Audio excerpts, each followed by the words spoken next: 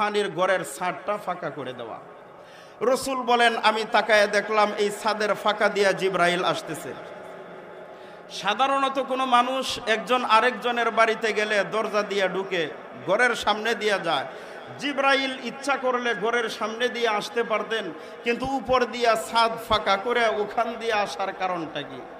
এটার পিছনেও কারণ হলো জিব্রাইল বুঝাইয়া দিলেন যে নবী আপনার সঙ্গে আজকের রাত্রে ব্যতিক্রম একটা কিছু খেলা আল্লাহ তাআলা খেলবেন, এজন্য আপনাকে এরকম অলৌকিক কিছু আল্লাহ তাআলা দেখানোর জন্য চেষ্টা করছেন। রসুল বলেন আমাকে নিয়ে গেলেন উম্মে হানির ঘর থেকে হাতিমে কাবা একটা জায়গা আছে, সেখানে নিয়ে যাওয়া হয়। সেখানে নিয়ে যাওয়ার পর আমি রসুলকে শুবাইয়া ফিরিস্তারা আমার বুকটাকে চিরলেন। আমার বুকের ভিতর থেকে আত্মা, নারী বুড়ি যাহা কিছু আছে, কলিজা ফেফসা, এগুলা সব বের করলেন।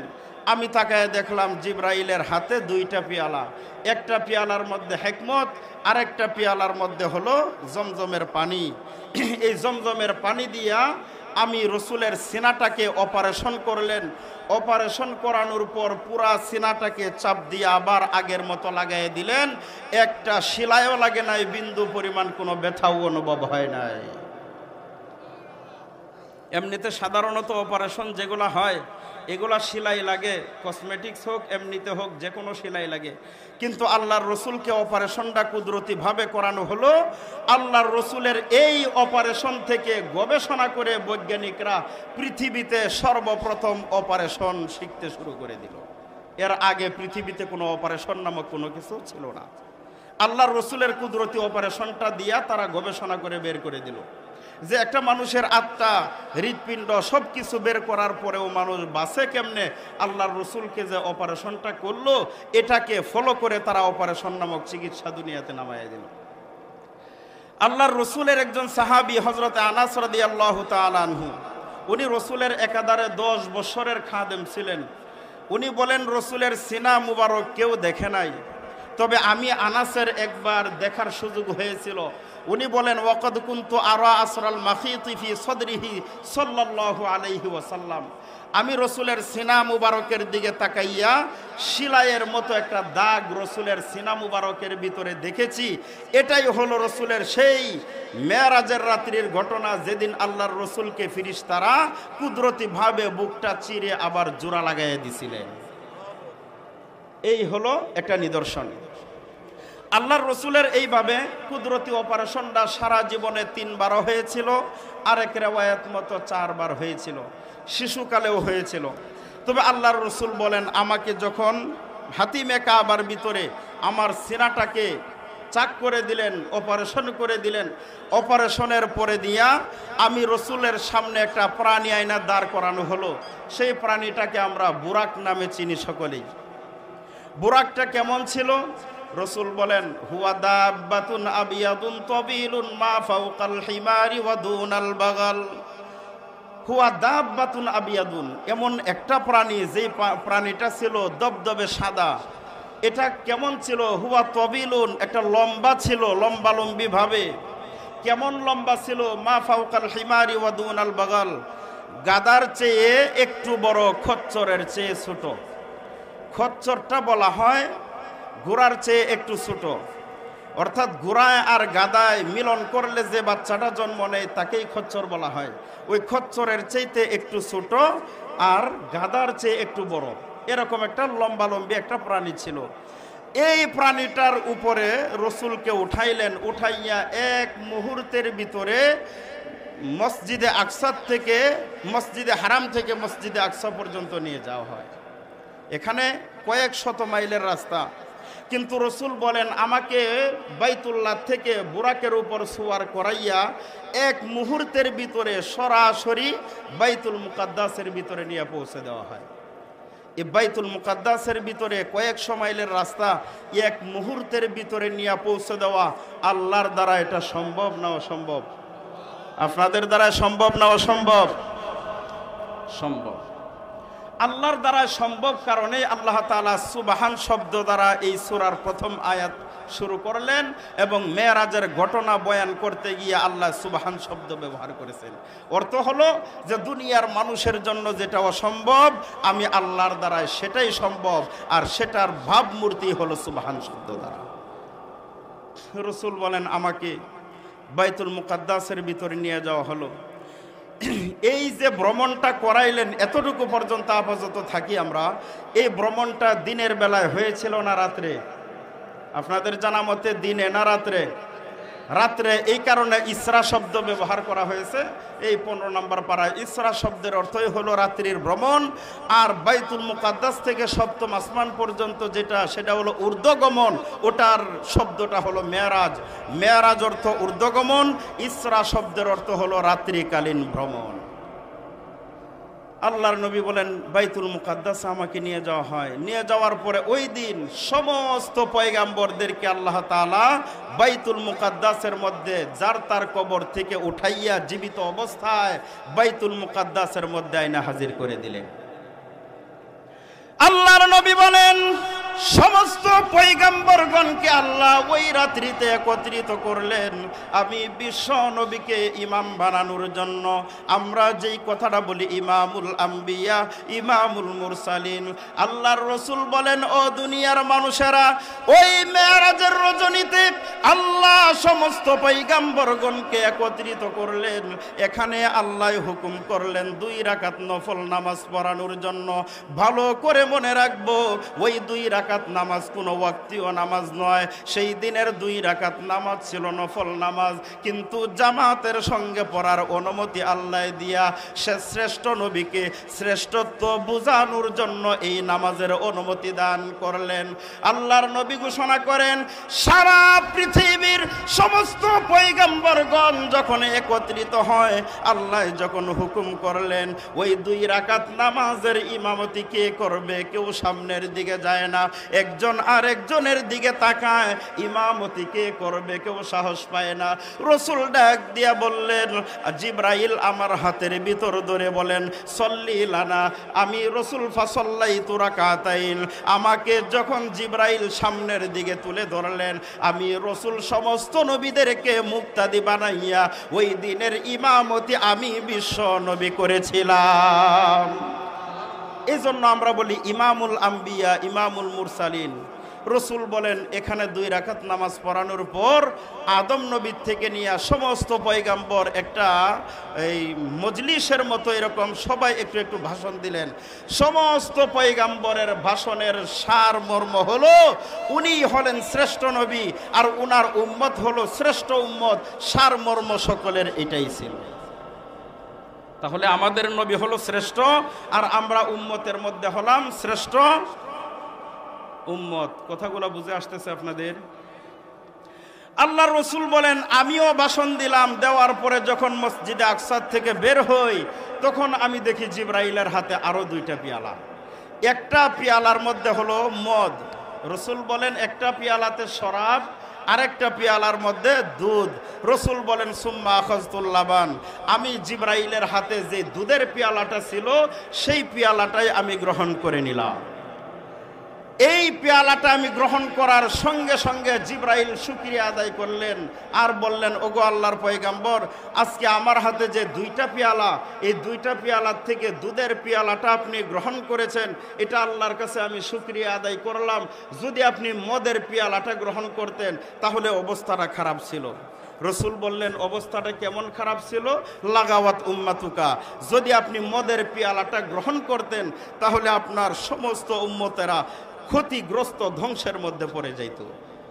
তবে আল্লাহর মেহেরবানি, আল্লাহ আপনাকে দুধের পেয়ালা গ্রহণ করাইছেন, আপনিও সেটা গ্রহণ করে নিছেন।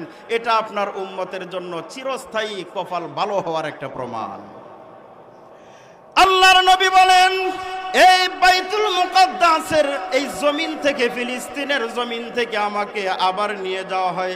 সুম্মা আরাজাবি ইলাস সামাই। আমাকে নিয়ে যাওয়া হয় প্রথম আসমানের দিকে। এই প্রথম আসমানের দিকে যখন নিয়ে যাওয়া হয়, আসমানের দরওয়াজা গিয়ে আমরা দেখি বন্ধ। আল্লাহর ফেরেশতাদের লিডার হযরত জিবরাইল আলাইহিস সালাম ওই আকাশের দরওয়াজায় গিয়ে আওয়াজ দিলেন। আওয়াজ দেওয়ার পর ভিতর থেকে আবার পাল্টা প্রশ্ন আসলো, মান হাজা, কে তুমি? জিব্রাইল বলেন আনা জিব্রাইল। এরপরে বলেন ওয়ামান মাকা, আপনার সঙ্গে কে আছে? জিব্রাইল বলেন মুহাম্মাদুর রাসূলুল্লাহ সাল্লাল্লাহু আলাইহি ওয়াসাল্লাম। প্রথম আসমানের যিনি দায়িত্বে ফেরেশতা ছিলেন, দারোগা, ওনার নাম হলো ইসমাইল। ওই ইসমাইল ফেরেশতা ডাক দিয়া বললেন কাদ বুইসা ইলাইক, আল্লাহর নবীকে আপনার সঙ্গে উপরে ওঠানোর জন্য আপনাকে অনুমতি দেওয়া হয়েছে কিনা? জিব্রাইল ডাক দিয়া বলেন নাম বুইসা ইলাইক। হে প্রথম আসমানের ফেরেশতা ইসমাইল, तमाम পৃথিবীর সমস্ত ফেরেশতাদের কমান্ডার বস হলাম আমি, আর আল্লাহর পরে দিয়া যার স্থান সারা পৃথিবীর ভিতরে সবচাইতে দামি মানুষ, ওনাকে আমার সঙ্গে নিয়ে এসেছি। স্বয়ং আল্লাহ আজকে হুকুম করে দিয়েছেন সপ্তম আসমান পর্যন্ত আজকে মুহাম্মদকে নিয়ে ভ্রমণ করানোর জন্য। প্রথম ফেরেশতা ডাক দিয়া বললেন দরজা খুলে দিলাম। রসুল বলেন ফাফুতি হালানা, দরজা আমাদের জন্য খুলে দেওয়া হলো। প্রথম আসমানটা খুলে দেওয়ার সঙ্গে সঙ্গে আমাদের নবী মুহাম্মদুর রাসূলুল্লাহ সাল্লাল্লাহু আলাইহি ওয়াসাল্লাম আসমানের উপরে উঠা দেখলেন একজন নবী দেখা যায়, যার নাম হলো হযরত আদম আলাইহিস সালাম। হযরত আদম আলাইহিস সালামকে দেখে আমাদের নবী জিব্রাইলকে প্রশ্ন করলেন, ভাই জিব্রাইল, উনি কে? জিব্রাইল বললেন উনি তো আমাদের আদি পিতা হযরত আদম আলাইহিস সালাম। রসুল বলেন আদম নবীর সঙ্গে সালাম মুসাফা করার পর আদম নবী আমাকে ফারহাবালি ওয়াদাআলি বিখাইর, আদম নবী সন্তানকে পাওয়ার পর অত্যন্ত খুশি হয়ে গেলেন। খুশি হওয়ার পরে আদম নবী আমাকে মারহাবা স্বাগতম জানাইলেন, ওয়াদাআলি বিখাইরিন, এবং আমি মুহাম্মদের জন্য কল্যাণের জন্য দোয়াও করে দিলেন। আল্লাহর নবী তাকে দেখলেন আদম নবীর ডান পাশে কতগুলা মানুষ দেখা যায়, আবার বাম পাশেও কতগুলা মানুষ দেখা যায়। আল্লাহর রসুল জিব্রাইলকে প্রশ্ন করলেন, ভাই জিব্রাইল, আদম নবীর ডান পাশে কতগুলা মানুষ দেখা যায়, আবার বাম পাশেও কতগুলা মানুষ দেখা যায়, এরা কারা? জিব্রাইল ডাক দিয়া বললেন আদম নবীর ডান পাশে যেই মানুষগুলা আছে, বাম পাশের যেই মানুষগুলা আছে, এরা সকলেই হলো আদম নবীর সন্তান। আমাদের নবী তাকায় দেখলেন আল্লাহর পয়গম্বর আদম নবী ডান দিকে যখন সন্তানগুলার দিকে তাকান, ডান দিকে তাকানোর পর আদম নবী হাসেন, বাম দিকের সন্তানগুলার দিকে তাকাইয়া আদম নবী কান্না করেন। আল্লাহর নবী প্রশ্ন করলেন, ভাই জিব্রাইল, আদম নবীর সন্তান দুনো সাইডের ছেলেগুলাই যদি হয়, তাহলে ডান দিকের সন্তানগুলার দিকে তাকাইয়া আমাদের আদি পিতা কেন হাসেন, আর বাম দিকের সন্তানগুলা দেখে কেন কান্দেন?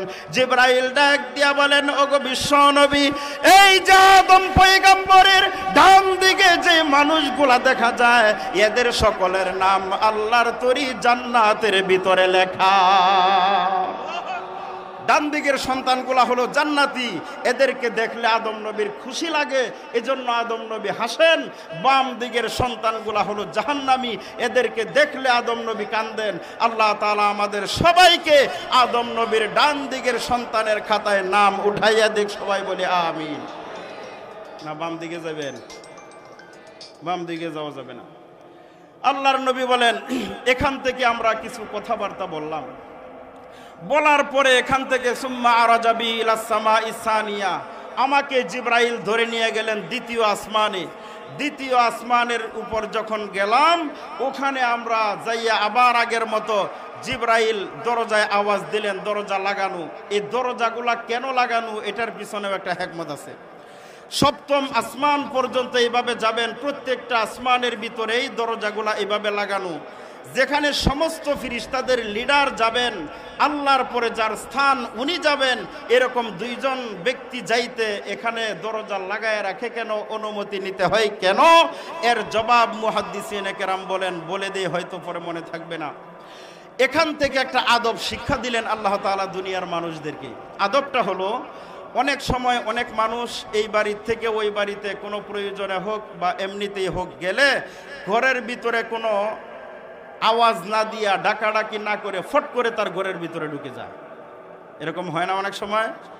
এটা আদব শিক্ষা দিলেন যে যত বড় দামি মানুষই হোক, তুমি আরেকজনের বাড়িতে যখন যাবে তখন বাড়িওয়ালার অনুমতি নিয়ে তার ঘরের ভিতরে ঢুকবে।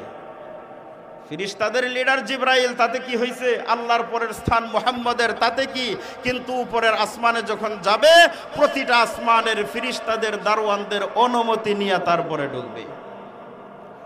আল্লাহর নবী বলেন সুম্মা রাজাবি ইলাস সামাইস সানিয়া, আমি বিশ্ব নবীকে যখন জিবরাইল ধরে ধরে দ্বিতীয় আসমানের দিকে যখন নিয়ে যায়, ওখানে যাওয়ার পর দেখলাম দরজাটা বন্ধ।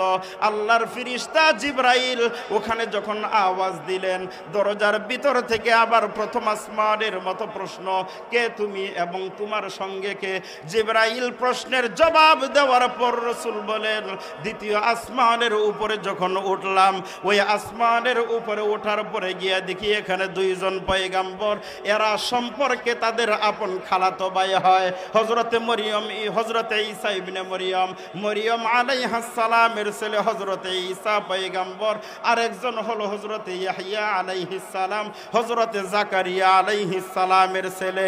রাসূল বলেন মা আনা বি ইবনাই, আমি বিশ্ব নবী তাকায় দেখলাম দুইজন পয়গাম্বর, বি ইবনাই খালা, এরা দুইজন হলেন আপন খালাতো ভাই। আল্লাহর রাসূল বলেন ও দুনিয়ার মানুষ, এই দ্বিতীয় আসমানের উপর যখন গেলাম, ওখানে যাওয়ার পরে ফারহাবালি ওয়া দাআনি বিখাইর, আমি বিশ্ব নবীকে তারা সম্মান জানাইলেন এবং তারা আমার জন্য কল্যাণের দোয়া করে দিলেন। এখান থেকে আলোচনা করার পর সুম্মা রাজাবি ইলাস সামাইস সালিসা, আমি বিশ্ব নবীকে আবার তৃতীয় আসমানের দিকে নিয়ে যাওয়া হয়। কয় দিনের রাস্তা? একটা আসমান থেকে আরেকটা আসমান কয় দিনের রাস্তা? যাইতেছে মুহূর্তে। আমি যতটুকু ধীরে বলতেছি এর চেয়েও দ্রুত গতিতে যাইতেছে, এর চেয়েও দ্রুত গতিতে যাইতেছে। কারণ যেই বুরাক নামক প্রাণীটা নিয়ে ওনারা উপরে উঠতেছেন, এই বুরাকটা হলো বারকুন থেকে, বারকুন শব্দের অর্থ হলো বিজলি। বিজলিটা ওই যা বৃষ্টির দিনে আকাশে মিকাইলের চাবুকের আঘাতে যখন আসমানে বিজলি চমকায়, এটার চেয়েও দ্রুতগামী পাওয়ারই হলো এই বুরাকটা। তার একটা আলটিমেটাম হিসাব দিয়া দেই, আমাদের দেশে যে বিদ্যুৎ আছে, এই বিদ্যুতের গতি হলো 1,86,000 মাইল, 1,86,000 মাইল সেকেন্ডে, প্রায় 3 লক্ষ কিলোমিটার। বৈজ্ঞানিকরা তাদের গবেষণায় বলে আল্লাহর রাসূল মেরাজে গিয়েছিলেন যে বুরাক নামক প্রাণীটা দিয়া, এটা একেবারেই সত্য, কোনোদিন মিথ্যা হওয়া সম্ভব নয়। কারণ পৃথিবীর যতগুলা গ্রহ আছে তার ভিতরে একটা গ্রহের নাম আছে কুয়াসার, এটা হলো সবচেয়ে দূরে। সেই কুয়াসার নামক গ্রহটার কাছে যদি পৃথিবীতে কোনোদিন এই বুরাকের চেয়েও দ্রুতগামী কোনো বাহন তৈরি হয়, তাহলে কুয়াসার পর্যন্ত যাইতে 1000 কোটি বৎসর সময় লেগে যাবে। ওই 1000 কোটি বৎসর সময় লাগবে যেই কুয়াসারের কাছে পৌঁছাইতে। এর চেয়েও দ্রুতগামী পাওয়ারফুল একটা বাহনের নাম হলো আল্লাহর রাসূলের বুরাক। তাহলে যাওয়া সম্ভব না অসম্ভব? জোরে বলেন সম্ভব না অসম্ভব? সম্ভব। রাসূল এই একটা আসমানের দূরত্বটা এবার বলে দিই। একটা আসমান থেকে আরেকটা আসমানের দূরত্ব হলো 500 বছরের রাস্তা। শুধু তাই নয়, একটা আসমান থেকে আরেকটা আসমানের একটা শূন্য আছে, শূন্যটা হলো আরো 500 বছরের গভীরতা। ওই শূন্যটার উপরে মোটা একটা আবরণ দিয়ে আবৃত করা আছে, সেটার নাম হলো আসমান। শূন্যের থেকে ওই ধাতুটা পর্যন্ত পৌঁছাইতে আরো 500 বছরের রাস্তা। এইভাবে সপ্তম আসমান পর্যন্ত 7টা আবরণ আছে, 7টা আসমান আছে, এখানে 7000 বছরের রাস্তা। এটা আল্লাহর রাসূল গিয়েছিলেন কয়দিনে? জোরে বলেন কয়দিনে গেছেন? একবারে অল্প সময়। রাসূল বলেন আমি যেই ঘর থেকে উম্মে হানির ঘর থেকে গিয়েছিলাম, মেরাজ থেকে সপ্তম আসমান, জান্নাত জাহান্নাম সবকিছু ঘুরে আবার ঘরের মধ্যে আইসা দেখি আমার ঘরের জিনজুরটা এখনো লড়তাছে। তাহলে কয়দিন আগে গেছেন? যাওয়ার বেলায় জিনজুরটা যে লাগাইয়া গেছেন, এই জিনজুর রাসূল বলেন আইসা দিয়ে এখনো লড়তাছে। আল্লাহর নবী বলেন, তৃতীয় আসমানের উপর যখন নিয়ে যাওয়া হয়, আসমানের উপরে নিয়ে যাওয়ার পর জিবরাইলকে আবার প্রশ্ন করা হয়। জিবরাইল এই প্রশ্নগুলোর জবাব যখন দিয়ে দিলেন, দেওয়ার পর তৃতীয় আসমান খুলে দেওয়া হলো। তৃতীয় আসমানের উপর যখন গেলাম, ওখানে গিয়া আরেকজন সদরে জামিল হযরত ইউসুফ আলাইহিস সালামের সঙ্গে দেখা হয়ে যায়। আল্লাহর নবী বলেন, ও দুনিয়ার মানুষেরা, আমি তৃতীয় আসমানের উপর যখন হযরত ইউসুফ নবীর চেহারাটার দিকে তাকায় দেখলাম, আল্লাহ আমাকে জানায় দিলেন সারা পৃথিবীর যত সৌন্দর্য আছে সমস্ত সৌন্দর্যটাকে দুই ভাগে ভাগ করার পর পূর্ণ অর্ধেক সুন্দর আমি আমার ইউসুফ নবীর গায়ে দান করে দিলাম। সারা পৃথিবীর সমস্ত সুন্দরকে দুই ভাগে বিভক্ত করে এক ভাগ হযরত ইউসুফ আলাইহিস সালামকে দেওয়া হয়েছে। এখন প্রশ্ন হতে পারে, তাহলে আমাদের নবীর নাকি তুলনা হয় না? আমাদের নবী কতটুকু সুন্দর, তাহলে ইউসুফ নবীকে দেখে তো আমাদের নবীও আশ্চর্য হয়ে গেলেন। এত সুন্দর হওয়ার পরে আমাদের নবীকে তো হার মানায় দিল না। আমাদের নবীর সাথে কোনো তুলনা হয় না। আমাদের নবীর সাথে তুলনা হয় না কেমনে? লানা শামসুন ওয়ালিল আফাকি শামসুন ওয়া শামসি আফজল মিন শামসিস সামাই ফাইন্না শামসা তাতলু বাদাল ফজর ওয়া শামসি তাতলু বাদাল ইশাই ওয়া শামসি তাতলু বাদাল ইশাই। আম্মাজান হযরত আয়েশা সিদ্দিকা রাদিয়াল্লাহু তাআলা আনহা বলেন, লানা শামসুন ওয়ালিল আফাকি শামসুন, সারা দুনিয়ার মানুষের জন্য আল্লাহ একটা সূর্য নির্ধারণ করে দিয়েছেন, আর আমি আয়েশার জন্য একটা সূর্য নির্ধারণ করে দিয়েছেন। ফাইন্নাশ শামসা তাতলু বাদাল ফজর, দুনিয়ার মানুষের সূর্যটা উদয় হয় ফজরের পরে দিয়া। ওয়া শামসি তাতলু বাদাল ইশাই, আমি আয়েশার সূর্যটা উদয় হয় আমার ঘরে এশারের নামাজের পর থেকে। যে কেমন সূর্যটা উদয় হয়, হযরত আয়েশা রাদিয়াল্লাহু তাআলা আনহা বলেন, আল্লাহর রাসূল এশারের পর যখন আমাদের ঘরে প্রবেশ করেন, তখন আমরা নবীর বিবিরা সুয়ের ছিদ্র দিয়া সুতা ঢুকাইতে পারি, আল্লাহর নবীর চেহারা মুবারকের আলো দিয়া সুতাটা ঢুকাইতে আমাদের কোনো কষ্ট হয় না। এখন কি পরিমাণ সুন্দর এটা আপনারা বুঝেন। তাহলে আমাদের নবী মুহাম্মদ রাসূলুল্লাহ সাল্লাল্লাহু আলাইহি ওয়াসাল্লাম বলেন, আমি তৃতীয় আসমানের ভিতরে গিয়া হযরত ইউসুফ নবীকে দেখলাম এরকম সুন্দর। ইউসুফ নবীর সঙ্গে আমার যখন দেখা হয়ে গেল, ইউসুফ নবী আমি মুহাম্মদকে ফারহাব আলী মারহাবা জানাইলেন, ওয়া দাআলি বিখাইরিন, আমার জন্য কল্যাণের জন্য আমার দোয়া করে দিলেন। এখান থেকে আবার সুম্মা আরজাবি ইলাস সামাইর রাবিআ, আমাকে জিবরাইল ধরে চতুর্থ আসমানে নিয়ে যায়। কয় নাম্বার আসমান? জোরে বলেন, কয় নাম্বার? আল্লাহর পয়গম্বর বলেন, আমি জিবরাইলের সঙ্গে যখন চতুর্থ আসমানের উপরে উঠলাম, ওখানে উঠার পর আবার গিয়া দেখলাম দরজা বন্ধ। ফাস্তাফতাহ লানা, জিবরাইল ওখানে গিয়া যখন আওয়াজ করে দিলেন, ওখানে দরজা খোলার আগে আবার প্রশ্ন করে দিল। এই প্রশ্নগুলোর জবাব জিবরাইল আবার লুটাইলেন। উঠাইয়া আবার যখন আমাদেরকে উপরে উঠায় নিলেন, চতুর্থ আসমানের দিকে ওঠার পরে গিয়া দেখলাম ওইখানে আরেকজন পয়গম্বর হযরত ইদ্রিস আলাইহিস সালাম, হযরত ইদ্রিস নবীকে আল্লাহ চতুর্থ আসমানের উপরে উঠায় নিলেন। আল্লাহর নবী বলেন, ওখানে গিয়ে আমরা আলোচনা করলাম। আলোচনা করার পর সেখানে এখান থেকে যখন বিদায় নেব, এই বিদায় নেওয়ার পরে আবার সুম্মা আরজাবি ইলাস সামাইল খামিসা, আমি বিশ্ব নবীকে যখন পঞ্চম আসমানে নিয়ে যাওয়া হয়, সেই পঞ্চম আসমানের ভিতরে আমি জিবরাইলের সঙ্গে এই মুআমেলাগুলা শেষ করে আবার ঢুকলাম। ঢুকার পরে গিয়ে দেখলাম মা আনা বিহারুন, ওই পঞ্চম আসমানের ভিতরে আরেকজন পয়গম্বরের সঙ্গে দেখা হয়, ওনার নাম হযরত হারুন আলাইহিস সালাম। এই পঞ্চম আসমানের উপরে হযরত হারুন আলাইহিস সালামের সঙ্গে যখন দেখা সাক্ষাৎ হয়, এখান থেকে আলাপ আলোচনা শেষ করলাম। সুম্মা আরজাবি ইলাস সামাইস সাদিয়া সাদিসা, আমাকে যখন ষষ্ঠম আসমানের উপরে নিয়ে নিয়ে যাওয়া হয়।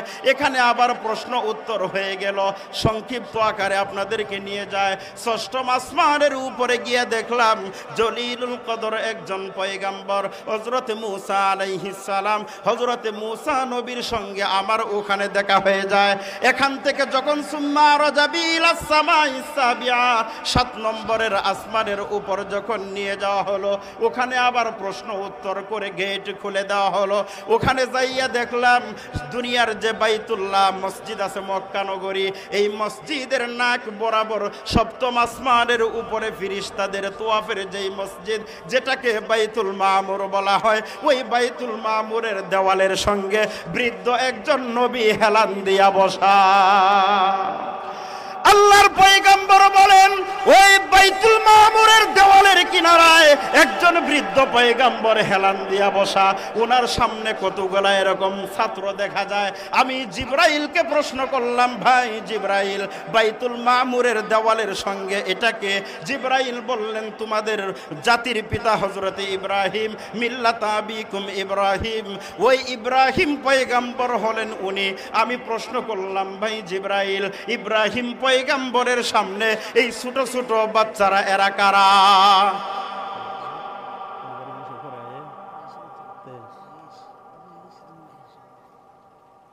আল্লাহর পয়গম্বর বলেন, জিবরাইল, এই বৃদ্ধ পয়গম্বরের সামনে ছাত্ররা এরা কারা? জিবরাইল বললেন, ইয়া রাসূলুল্লাহ, বাইতুল মামুরের দেওয়ালের সঙ্গে যেই পয়গম্বর বসা উনি তো ইব্রাহিম। উনার সামনে যে বাচ্চাগুলা বসা আছে, এই বাচ্চাগুলা হলো ওই সমস্ত মুসলমানের সন্তানেরা, যেই সন্তানের অভিভাবকেরা দুনিয়ার জীবদ্দশায় নিয়ত করেছিল ছেলেটাকে বড় হলে মাদ্রাসায় ভর্তি করবে। এই সন্তান গুলা হায়াত না থাকার কারণে যখন পৃথিবী থেকে বিদায় হয়ে আসলো, ওই সন্তানগুলাকে ভবিষ্যৎ প্রজন্মে জান্নাতের আলেম বানানোর জন্য এদেরকে মৃত্যুবরণ করার পরে ইব্রাহিম নবীর মাদ্রাসায় ভর্তি করা হয়েছে।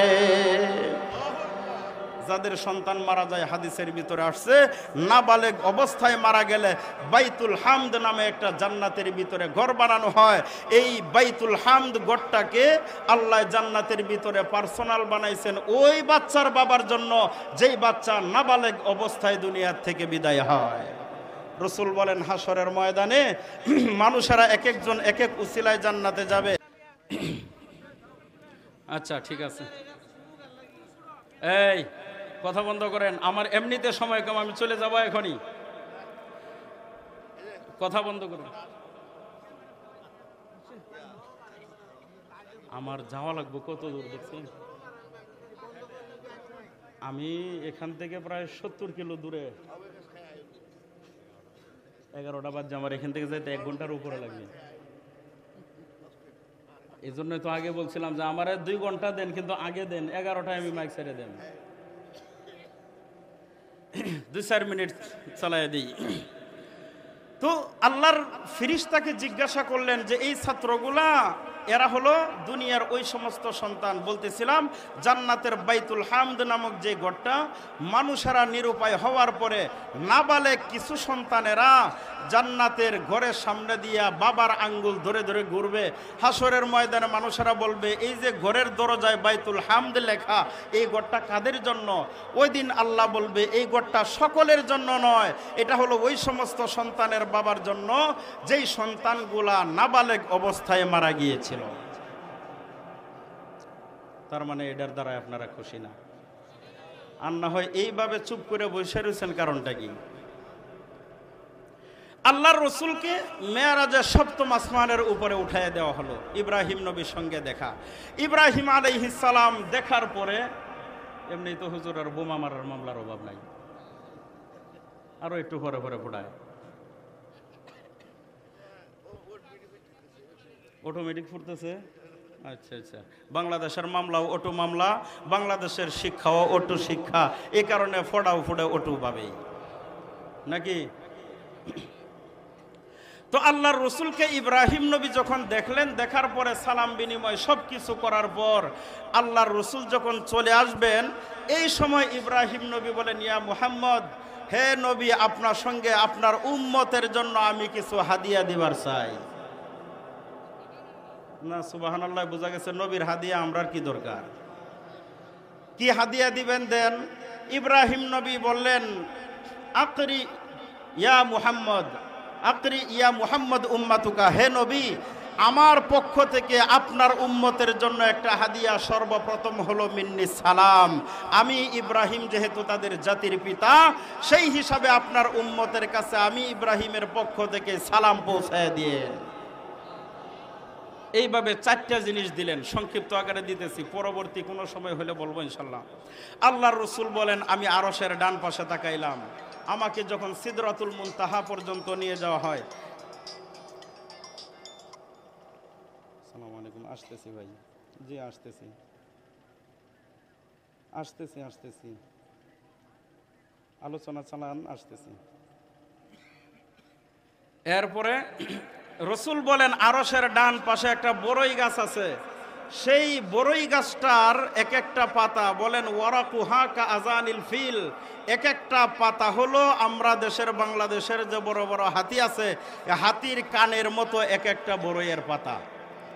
ফলটি কেমন হবে? যে ফলটি হবে ওয়া সামারুহা কাল কিলাল, এক একটা বড়ই হলো আমাদের দেশে এক সময় গৃহস্থদের বাড়িতে যে বড় বড় মুটকি ছিল ধান চাউল রাখার জন্য, কালো কালো, ওই ধরনের এক একটা মুটকির মতো এক একটা বড়ইয়ের পরিমাণ। এখন প্রশ্ন হইব যে আমরা বাসামূলের মানুষের মুখ তো এতটুক, তাহলে এত বড় বড়ই ঢুকবো কেমনে? এত বড় বড়ই ঢুকবো কেমনে? এটা ওই সময়ের ব্যবস্থা আল্লাহ ওই সময় করে দিবেন, কারণ ওই সময়ে মানুষের দেহটা আর এরকম 3.5 হাত থাকবে না। আল্লাহর রাসূল বলেন, এক একটা জাহান্নামীদের কাঁধ হবে যে এটা, গলার এক পাশেরটা হবে আপনার এখান থেকে এতটুকু 4 আঙ্গুল, এটা ওই দিন হবে উহুদ পাহাড়ের সমপরিমাণ বড়। উহুদ পাহাড়টা কতটুকু বড়? একটা কাঁধের ডাইন পাশ বা বাম সাইড যদি এতটুকু বড় হয়, তাহলে এই পরিমাণের বেড়ার বডিটা কি পরিমাণ হবে আল্লাহ চিন্তা করে লন।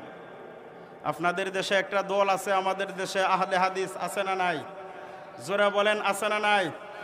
মেরাজের হাদিসটা তোমরা কোন দিক দিয়া মাইনা নিবা একটু বুঝে নিও, মাইকের আওয়াজ গেলে একটু শুনে নিও, কারণ তারা যেহেতু মাযহাব মানে না।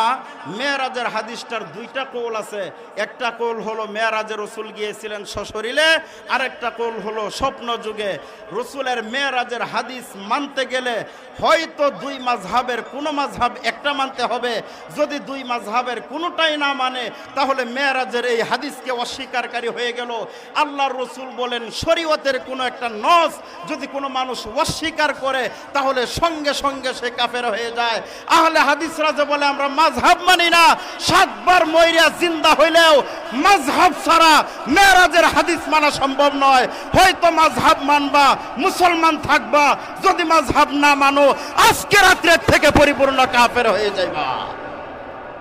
কোন রাস্তা গ্রহণ করবা বুঝালো। এরকম অনেক মাসালা আছে যেগুলার মধ্যে মাযহাব বিভক্তি হয়েছিল।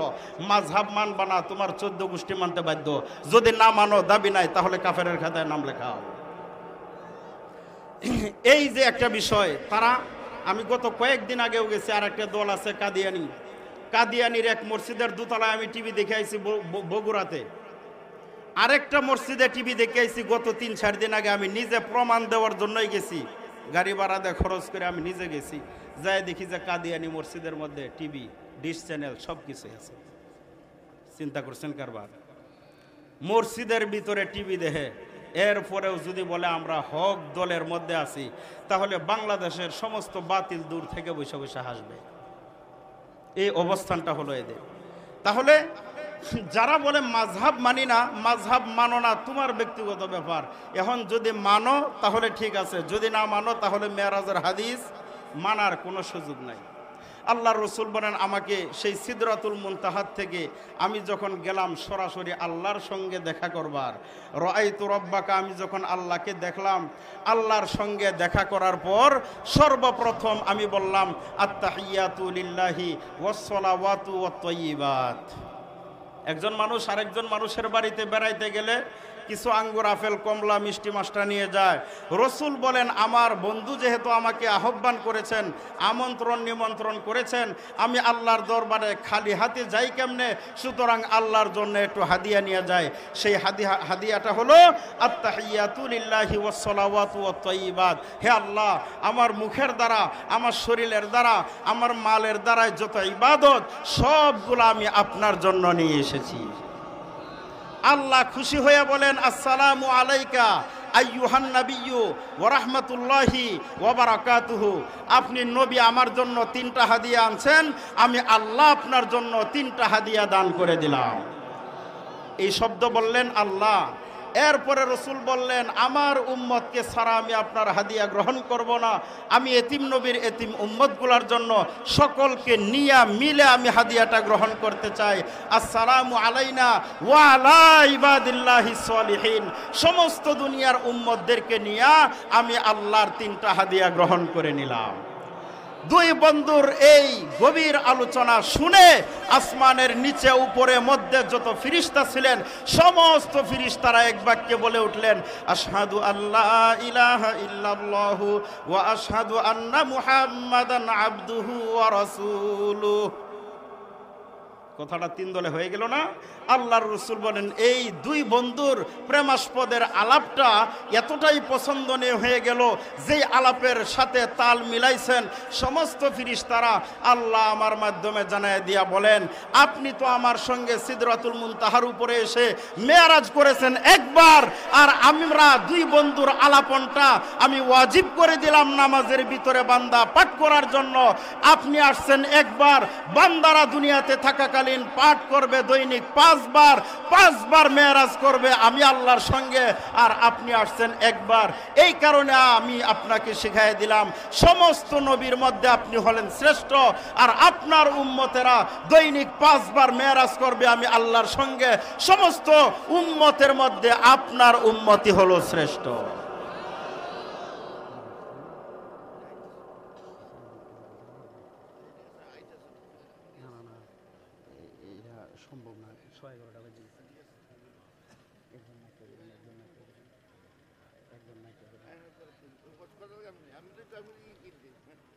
না না, এটা ওয়াদা রক্ষা করা। ওই যে হুজুর আয়সা পড়ছেন, তাহলে হুজুর রুমে আর না গিয়া সরাসরি আপনি স্টেজে আসলেই ভালো হয়। যেটাকে আমাদের এই দেশের ভাষা, আপনি তো ব্রাহ্মণবাড়িয়ার মানুষ, এইদিকে বলে সিন্নিও বারা মুল্লাও খারা, হুজুরও খারা, মাইকো আমার সারা। মাশাআল্লাহ, আজকে আমরা আপনাদেরকে নিয়ে 7ম আসমান পর্যন্ত গেলাম। 7ম আসমান থেকে আবার যদি কোনোদিন হুজুরে দাওয়াত করে, মনে হয় আর করবো না, যে তাড়াতাড়ি শুরু করছি। যদি আগামীতে দাওয়াত করে তাহলে 7ম আসমান থেকে আবার এই রাত্রের ভিতরে জমিনে আমরা নামবো, মেরাজের বাকি আলোচনা করব ইনশাআল্লাহ। সকলেই রাজি আছি তো ইনশাআল্লাহ? 1 মিনিট সময় আপনাদেরকে নিতেছি। সেটা হলো মাদ্রাসাটা গতবার দেখে গেছিলাম টিনের বেড়া, আরও বারিন্দা বুরিন্দা কিছু ছিল না। আপনাদের দান অনুযায়ী এই মাদ্রাসাটা এ পর্যন্ত আগাইছে, আলহামদুলিল্লাহ, খুব ভালো লাগলো। আপনারা 20 জন মানুষ 1000 করে টাকা মাদ্রাসার জন্য নাম লেখাবেন। আমি জায়ামগা তাড়াতাড়ি মুসাফির মানুষ হিসাবে 20 জন মানুষ 1000 করে আপনারা নামটা পরে লেখান, শুধু হাতটা উড়াই দেন, আমি নেমে যাই। 20 জন মানুষ 1000 করে টাকা। এই যে একজন, আর কে কে আছি একটু হাতটা উড়াই দেন। আর কে আছে?